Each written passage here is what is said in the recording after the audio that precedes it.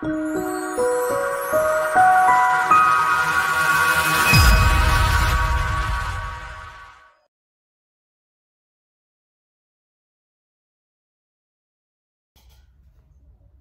María Purísima, sin pecado concebida.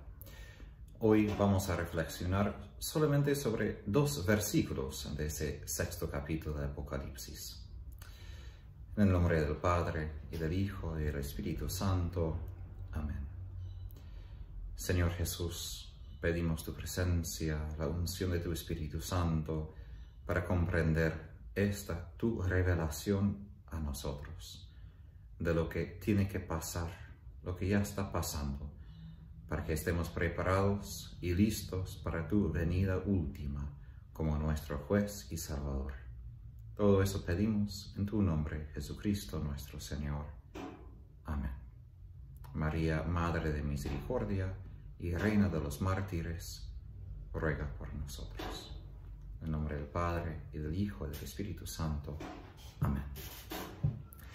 Si se escucha un ruido como ese, es porque aquí en Argentina, en nuestra casa, tenemos estufas que son ya casi antiguas. Y con el viento fuerte, entonces el metal se mueve y así habrá muchas veces ese ruido. Pido paciencia. Los 2 versículos serán de 9 a 11. Voy a leer enteramente y después hago el comentario. Cuando abrió el 5º sello, vi debajo del altar las almas de los degollados a causa de la palabra de Dios y del testimonio que mantuvieron. Se pusieron a gritar con fuerte voz: ¿hasta cuándo, dueño santo y veraz, vas a estar sin hacer justicia y sin tomar venganza por nuestra sangre de los habitantes de la tierra? Entonces se le dio a cada uno un vestido blanco y se les dijo que esperaran todavía un poco, hasta que se completara el número de los consiervos y hermanos que iban a ser asesinados como ellos. En esa reflexión enfocamos solamente sobre el 5º sello. Los primeros 4 era algo temporal, en el sentido que todo junto, no simplemente primero guerra, después violencia, guerra civil y después hambruna, sino todo en conjunto, pero afectaba a la tierra en la historia. Aquí vamos más allá de la historia y tenemos como otra vez una visión de lo que está pasando con los mártires, está pasando en el cielo. Entonces no podemos ver cada sello como un evento histórico, y por esto tenemos que tener mucho cuidado en interpretar el libro de Apocalipsis, en mirar qué está pasando hoy y simplemente decir el 3er sello se ha roto en esto y el 4º en esto, porque ahora estamos más allá de un momento histórico, porque esta visión resume toda la situación de los mártires cristianos a lo largo de la historia de la Iglesia, de los 2000 años que ya hemos pasado y de los años que todavía nos quedan hasta la venida última de Jesús. Ahora, al abrir el 5º sello, no hay algo que pasa en la tierra, como digo, sino un intercambio que pasa entre Cristo, Dios y los mártires. Juan ve los que han sido degollados, los que han sufrido la muerte de la misma manera que el cordero. La palabra en griego es la misma palabra y por eso la palabra degollado técnicamente es lo mejor, porque eso refiere al cordero. Y esos mártires participan en el destino del cordero, de lo que pasó a él. Pero no simplemente sufrieron violencia por cualquier razón, sino porque ellos mantuvieron el testimonio a la palabra de Dios y eran fieles a Dios. Es decir, sufrieron justamente a causa del nombre de Jesús.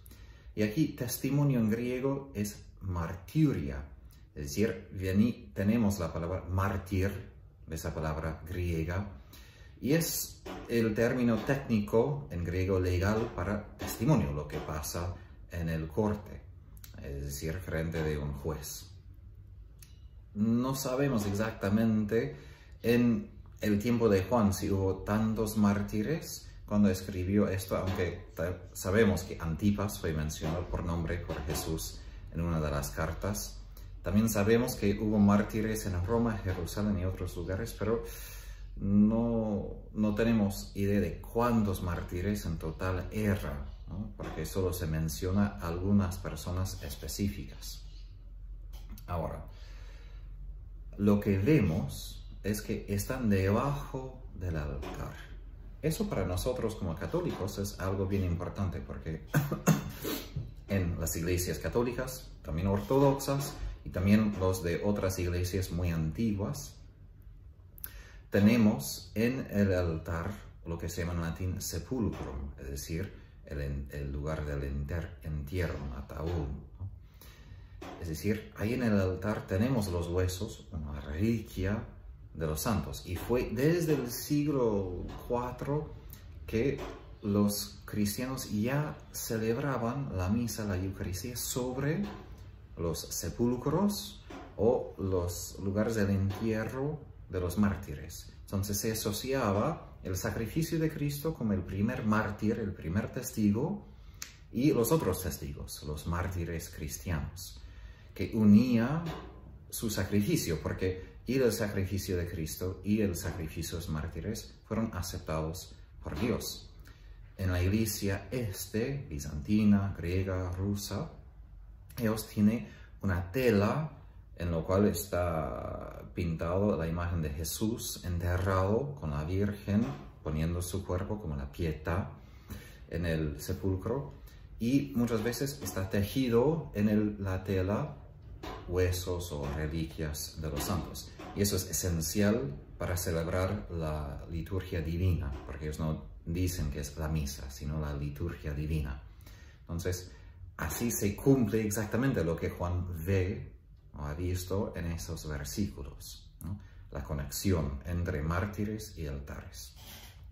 Ahora, más allá de este evento histórico que hasta hoy sigue, que los altares católicos casi siempre tienen algo de un hueso o una reliquia de los santos, porque eso es importante. En el Antiguo Testamento, la sangre de una víctima que fue ofrecida a Dios fue desechada, derramada al base del altar. Y por eso Jesús, por ejemplo, en la Eucaristía dice que mi sangre derramada por ustedes, porque la sangre del Cordero Pascual fue derramada en el templo al base del altar, sobre el altar, como ofrenda, como el sacrificio frente de Dios.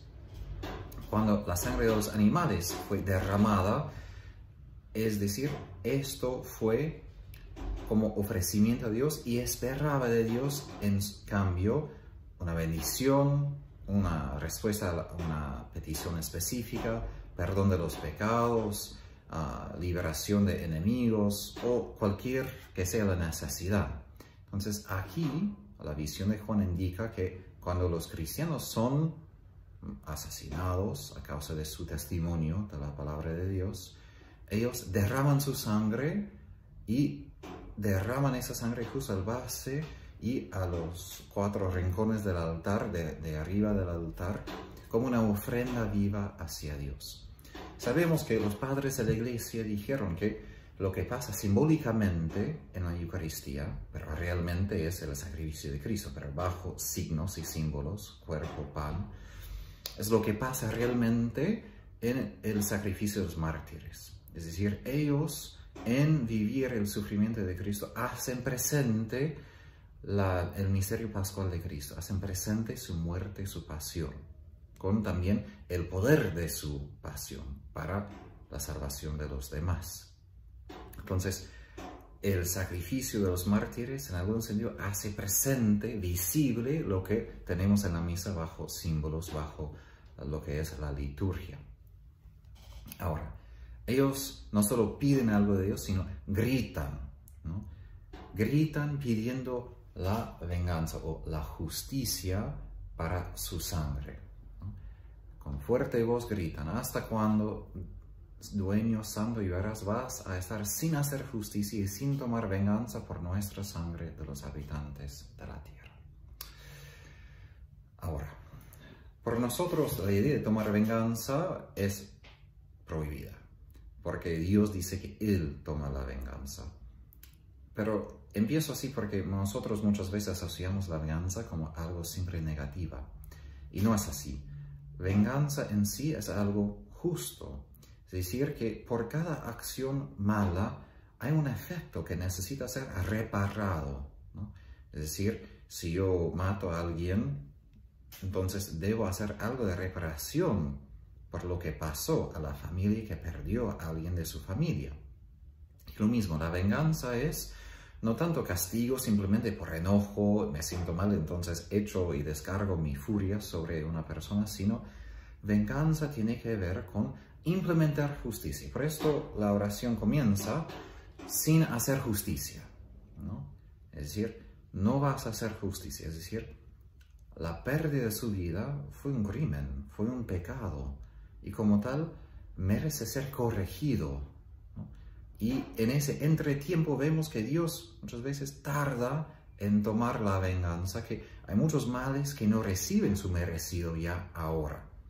Ahora, nosotros tenemos prohibido tomar la venganza porque muchas veces actuamos más según nuestras emociones, furia, rabia, y no juzgamos como Dios puede juzgar lo que de verdaderamente es malo y corregir la situación.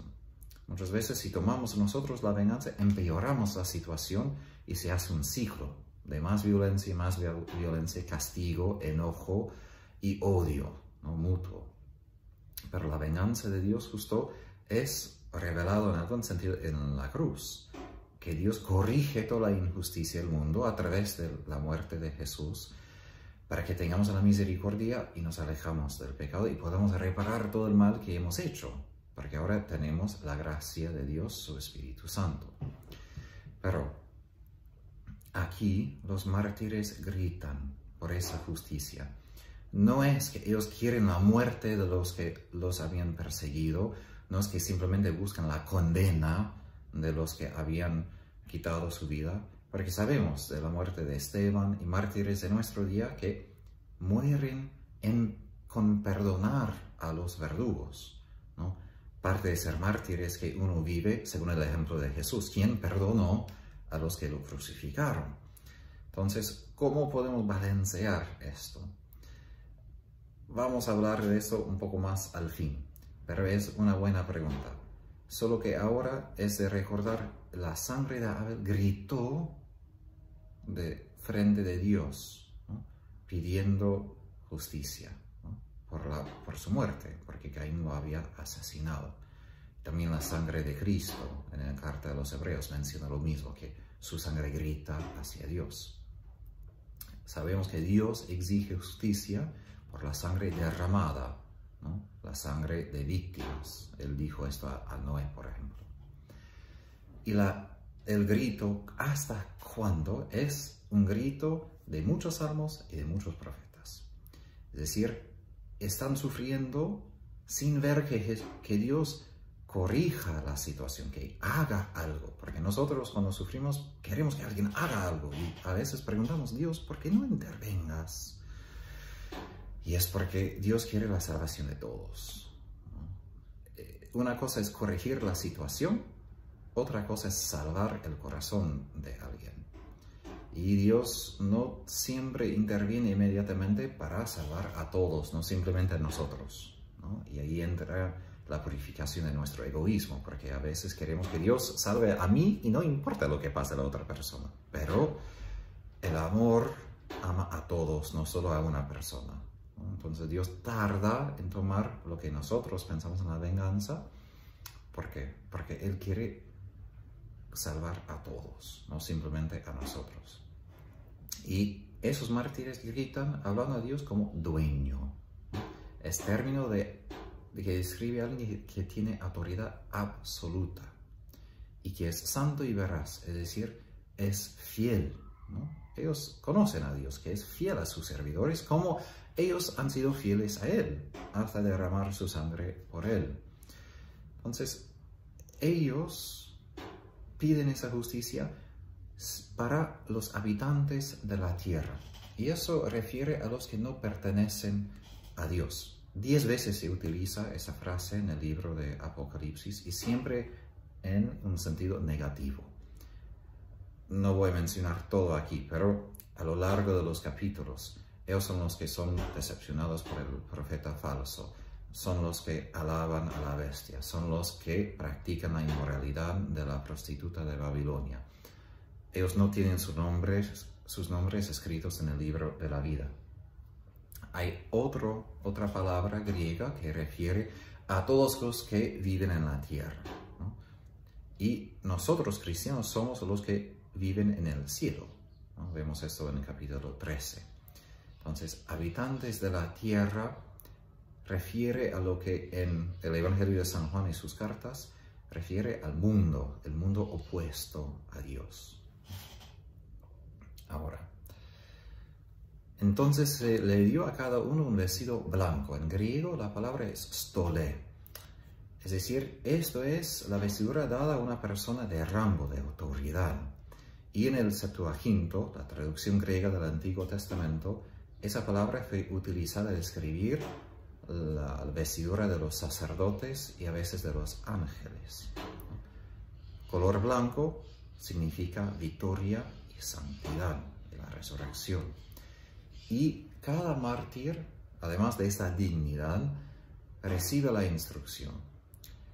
Se les dijo que esperaran todavía un poco. Ahora, la palabra en griego no es simplemente esperar como esperar por un tiempo, sino descansar, ser refrescado. Es decir, habíamos visto, no, todavía no, vamos a ver en lo que viene, que los mártires ya disfrutan de la paz de Dios en el cielo, aunque habían sufrido terriblemente, ahora en el cielo disfrutan de paz eterna, aún antes de que Jesús instaura su reino completamente en la tierra, ¿no? Eso es lo que llamamos el cielo, ¿no?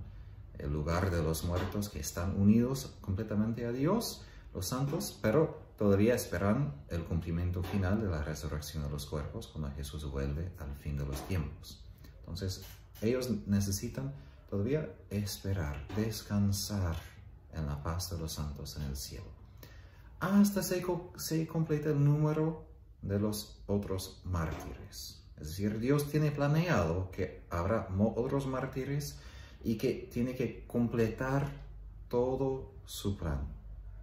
Los mártires recibirán la vindicación, las escalas de justicia serán balanceadas, pero no hasta que la historia encuentre su meta, otra vez, que es salvación de todos, si es posible, al menos la posibilidad de salvación de todos. Por lo tanto, ahora es tiempo de testimonio y de sufrir. Y los mártires siguen los pasos del Cordero, quien primero dio testimonio y primero recibió una muerte injusta y lo ofreció como ofrenda sagrada a Dios por nosotros. Dios hará justicia al fin de los tiempos, pero mientras tanto Dios honra a ellos, la vestidura blanca, y los refresca en su presencia. Ahora, ¿cómo entendemos que los mártires piden por el castigo de sus perseguidores? Jesús pidió perdón, Esteban pidió perdón, y Jesús dice que debemos perdonar a nuestros enemigos. Obviamente los mártires son conformados a Cristo y han buscado conversión de los que los habían matado. Pero de todos modos es necesario balancear la escala de la justicia. Es decir, que todavía es importante ese deseo de justicia, porque la misericordia no puede existir sin justicia. Justamente la misericordia busca restaurar la justicia, y si la misericordia no restaura justicia, no es misericordia, ¿no? Entonces, es como la meta final, la restauración de la justicia, pero como Dios dice, no ahora. Y ese no ahora es el tiempo de la misericordia, tiempo de conversión, de arrepentimiento. Ahora, hoy en día la idea de un Dios de venganza que da castigo, que castiga a los que cometen mal, parece algo antigua esa idea. Pero cuando perdemos de la vista que Dios es como alguien que guarda la justicia, que asegura que se distingue entre bien y mal, ¿qué pasa? El hombre empieza a cometer maldades sin frenar. Y esto hemos visto en las guerras del siglo pasado. A veces se dice que las guerras siempre fueran causadas por religiones, o la mayoría son causadas por las religiones, que no es verdad. Porque las guerras peores de toda la historia del siglo pasado no tenían que ver en nada con la religión.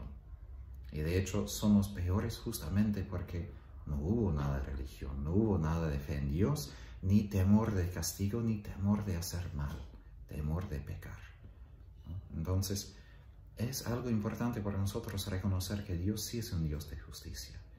Porque a veces interpretamos eso solo de manera negativa, pero Dios asegura de que los malos van a ser corregidos. Es decir, lo que es mal va a ser cambiado, no va a quedarse, porque sería peor si Dios jamás corrigiera lo que es malo en este mundo. Su justicia es para nuestra ventaja. Es decir, su justicia quiere crear de nuevo la armonía de Edén, que fue corrompida, interrumpida por nuestro pecado. Entonces su justicia es para nuestro bien. Ese grito de justicia es un grito que Dios venga, que Jesús vuelva, para que todo el universo otra vez tenga esa armonía original, donde no existe el mal. Pero mientras tanto, sufrimos y pedimos misericordia para que se alcance esa meta, no solo para mí, sino para todos. Por la intercesión de la Virgen, Reina de los Mártires, que Dios les bendiga y les fortalezca en su sufrir. En el nombre del Padre, del Hijo y del Espíritu Santo.